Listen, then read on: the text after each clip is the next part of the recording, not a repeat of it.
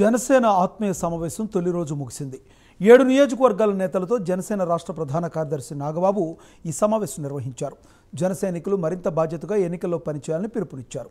Janasena TDP సంకీర్ణ ప్రభుత్వాన్ని రాష్ట్రంలో ఏర్పాటు చేద్దామని, ఇందుకు కార్యకర్తలు పనిచేయాలని తెలిపారు. నేతల మధ్య భేదాభిప్రాయాలను పక్కన పెట్టాలని నాగబాబు సూచించారు. అందరం కలిసికట్టుగా పనిచేసి జనసేన ఐక్యతను కాపాడుదామని చెప్పారు. 2024 ఎన్నికలే టార్గెట్గా జనసేన నేతలందరూ పనిచేయాలని నాగబాబు తెలిపారు.